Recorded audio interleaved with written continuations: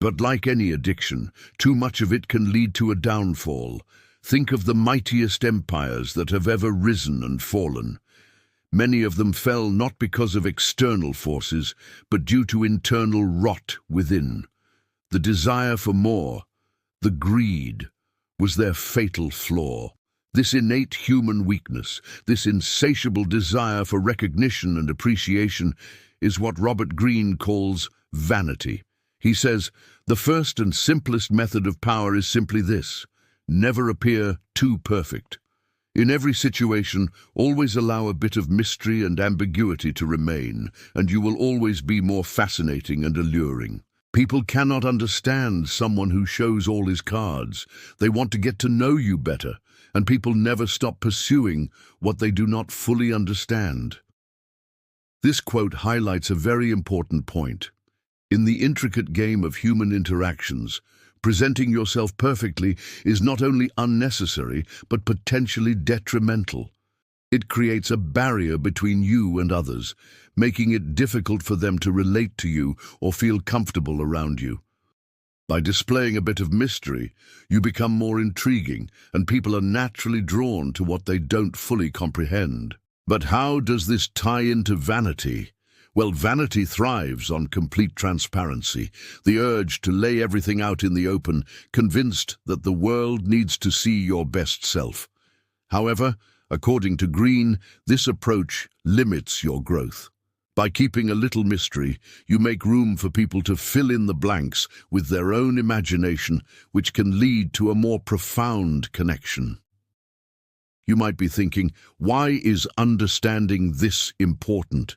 Because it gives you power over your own image. You decide how much of yourself you want to reveal, leaving a lasting impact on those you interact with. So remember, don't feel the need to reveal everything. Keep a bit of mystery, a bit of intrigue, and watch as people are naturally drawn to you. Think back through history, and you'll find numerous examples of individuals whose excessive vanity led to their downfall. Take, for instance, the legendary Roman Emperor Nero. He was known for his insatiable desire for fame and adulation. He lapped up the praises showered upon him by the masses and his own people, even going so far as to erect statues in his honor throughout the empire. But Nero's vanity was his undoing. He became detached from reality, living in a world where he was the center of attention. He failed to address the real concerns of his people and ended up losing the very support he had once enjoyed. The irony is that vanity had blinded him to the point where he could no longer see the love of his people or the loyalty of his own family. He was too busy admiring his own reflection. Another figure who comes to mind is the infamous King Louis XV of France, often remembered for his extravagant lifestyle and his obsession with his own image. He spent countless hours and fortunes on his clothing and appearance, convinced that he was the most handsome man alive. But as he basked in his own glory, his vanity eclipsed his judgment.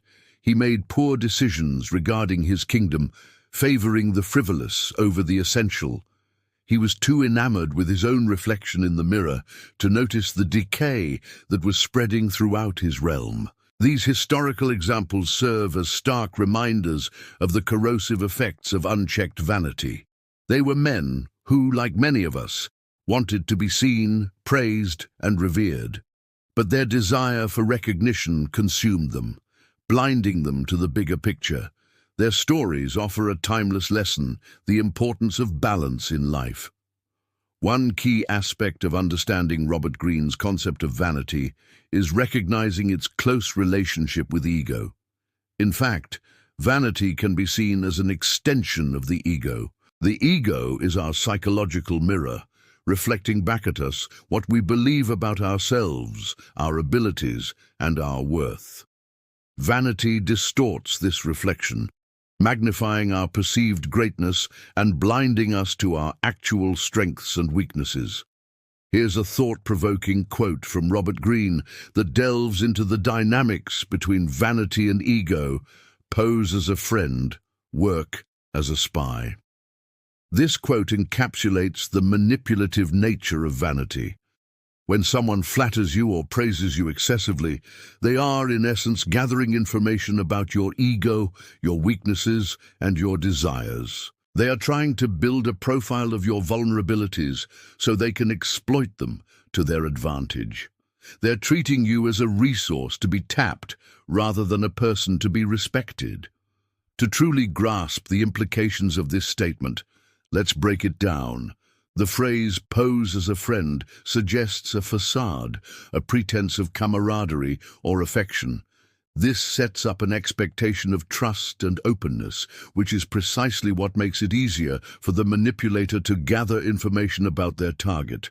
By posing as a friend, they gain access to your thoughts, feelings, and aspirations. They learn what makes you tick, what your dreams are, and most importantly, what your ego responds to. Once they have this information, they can easily manipulate you by exploiting your vanity. Now they know what buttons to push, what kind of praise or recognition to offer, or even what kind of subtle jabs to throw your way if they need to provoke you. They hold the power to influence your emotions, your decisions, and even your actions. And here's the most unsettling part: you might not even realize you're being manipulated. You might think you're engaging in a genuine friendship or partnership, but in reality, you're nothing more than a pawn in someone else's game. If you've been following along, you might be starting to see a pattern here. We all crave recognition. It feels good to be appreciated, but this craving, this vanity, can be a double-edged sword, and the edge cuts deep when we least expect it. So how do these manipulators, these hidden puppeteers, identify our vanity? How do they find the right strings to pull? Well, Robert Greene offers some insight. He tells us to look for signs of low self-esteem, individuals who constantly seek external validation.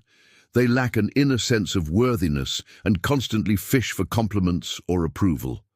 These are the people who are most vulnerable to having their vanity exploited.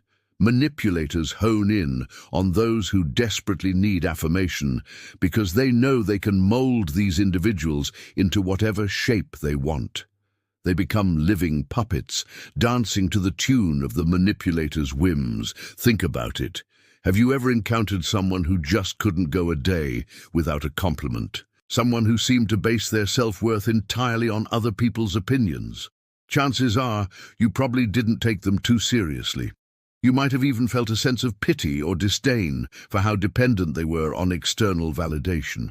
And that is exactly the kind of person who's most susceptible to having their vanity used against them. Now, let's explore another facet of this psychological puzzle. What's the difference between self-esteem and vanity? Self-esteem is often described as our sense of self-worth or self-respect. It's the belief in our inherent value as human beings, regardless of external circumstances or achievements. On the other hand, vanity is all about external validation. It's the need for constant praise and admiration from others. While both can contribute to a positive self-image, they stem from different sources and serve different purposes. Self-esteem is a deep-rooted sense of personal worth that comes from within. It's a feeling of "I am enough" based on our inherent humanity. Vanity, however, is a craving for external validation.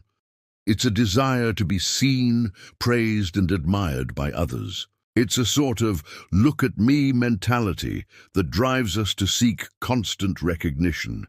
Here's another compelling quote from Robert Greene that sheds light on this distinction.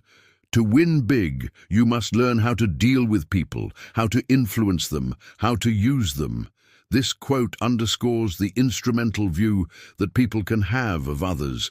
According to Greene, people are tools to be used, pawns in the game of life.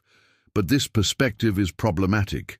It reduces individuals to mere instruments for achieving one's own goals, disregarding their intrinsic value and agency. When we start viewing people this way, we're essentially saying that their worth is solely determined by their usefulness to us. We're stripping them of their humanity, their hopes, dreams, and feelings. And this attitude can lead to some pretty toxic behaviors. It can justify manipulation, exploitation, and even harm. After all, if someone is just a tool, why not use them to your advantage? Now let's delve deeper into the relationship between vanity and ego. Let's dissect another insightful quote from Robert Greene. Never pour your whole heart into anything outside of yourself, or build your happiness around anything except your own soul. This quote touches on the dangers of investing too much of ourselves in external things. It reminds us that happiness and fulfillment shouldn't be pinned on external factors like possessions, relationships, or achievements. According to Greene, pouring our hearts into external things is a recipe for potential pain and disappointment. People often develop an inflated ego, becoming overly attached to their own self-image or accomplishments. This can lead to a fragile sense of self-worth that's easily shattered when those accomplishments are questioned or taken away. But why should we heed this advice? Why is it risky to invest our emotions and happiness in external things? Well, because external things are, external. They're subject to change, loss, or even destruction. Unlike our internal world, our emotions and sense of self-worth shouldn't be at the mercy of external circumstances. Think about it. How many people do you know who have lost themselves when they've lost something important to them? Perhaps a celebrity who has lost their fame or fortune, or someone who has lost their job or a loved one. When our identity or happiness is too tightly linked to external things, we open ourselves up to a world of potential heartache. So how can we protect ourselves from this? How can we strike a balance between acknowledging external realities and safeguarding our inner peace? Well, according to Greene, the answer lies in cultivating a strong, authentic sense of self. According to Greene, vanity and egotism can distort our perception, causing us to overestimate our abilities or the success of our endeavors. It's a cautionary reminder that our sense of self-importance should not override rational thought and careful decision-making. When vanity and ego take the driver's seat, we often find ourselves making decisions that are driven by pride, arrogance, or a desire for external success. We might rush into projects or relationships without fully assessing the risks or considering the potential consequences. Or perhaps we might hold on too tightly to a failing venture, refusing to accept that our initial assessment was wrong. Here's a situation you might be able to relate to. Imagine you're in a competitive work environment. You've been working on a project for months, pouring your heart and soul into it. But despite your hard work, it's clear that your team isn't going to meet the deadline. Under pressure to succeed, you might find yourself making rash decisions, cutting corners, or even sacrificing quality for speed. In this scenario, your vanity, your desire to look competent and successful, is driving your actions. You're not thinking rationally about the best course of action. Instead, you're focused on how you'll be perceived if your team fails to deliver on time. Such situations are common in various aspects of life, from business deals to personal relationships. When vanity and ego take control, objectivity goes out the window. Rational thought is replaced by pride and a desire for external success. It's a cautionary tale that reminds us to keep our ego in check and to always think critically before making important decisions. If you've been listening closely, you've probably realized that vanity can be a source of weakness, making you more susceptible to manipulation. It can also cause you to make poor decisions, all of which can limit your freedom. Let's unpack this idea further with another quote from Robert Greene. Never build your happiness or self-worth on what other people say or do. Look for lasting fulfillment only in yourself. This quote challenges us to take a deep dive into the foundation of our happiness and self-worth. According to Greene, these elements shouldn't be built on shifting sands, the opinions or actions of others. Instead, we should look inwards, discovering lasting fulfillment from within ourselves. But why is this so important? Why should we strive to find fulfillment internally rather than externally? Well, because external sources are unreliable and often fleeting. People's opinions can change, circumstances can shift, and external validation can disappear as quickly as it came. Take, for instance, the world of social media. In a single post, you can garner thousands of likes and comments, feeling a surge of validation and happiness, but that euphoria can evaporate just as quickly. A negative comment or a sudden drop in engagement can shake your sense of self-worth. That's the precarious position of basing your happiness on external factors. On the other hand, internal fulfillment is like a lighthouse in a stormy sea. It provides a steady, unwavering beacon guiding you through the ups and downs of life. When you find joy and satisfaction from within, you're less affected by the whims of external opinion. You're more resilient in the face of setbacks and more grounded in times of success. So how do we achieve this internal fulfillment? How do we anchor our happiness and self-worth in a way that's less dependent on external factors? Well, that's a journey of self-discovery. It involves understanding your values, passions, and what truly matters to you. It means finding contentment in your efforts rather than solely in the end result. And it requires a willingness to cultivate inner peace and acceptance, which is not dependent on the ever-changing landscape of external opinions. As you continue to listen, reflect on the ideas being presented and consider how they resonate with you. How do you perceive the role of vanity and ego in your life? Do you recognize instances where your vanity may have led you astray or caused you to make poor decisions? By doing so, you're not only expanding your understanding of Robert Greene's philosophies, but also gaining insight into your own thought processes and behaviors. Remember, the goal is not to judge or condemn yourself, but to understand and grow. Every insight, every realization brings you one step closer to personal growth and self-mastery. If you've been listening closely, you've probably realized that vanity can be a source of weakness, making you more susceptible to manipulation. It can also cause you to make poor decisions, all of which can weaken your freedom. Let's unpack this idea further. When you're driven by vanity, you're essentially putting your freedom in someone else's hands. You're giving the power to control your actions, your decisions, and even your life to external factors. Think about it. When you're so focused on what other people think or say about you that you lose sight of your own values, beliefs, and goals. You're no longer living on your own terms. You're living according to the expectations and judgments of others. That's why Robert Greene says, guard your self-observation. Even in the deepest crisis, when you feel you're losing everything, stay conscious.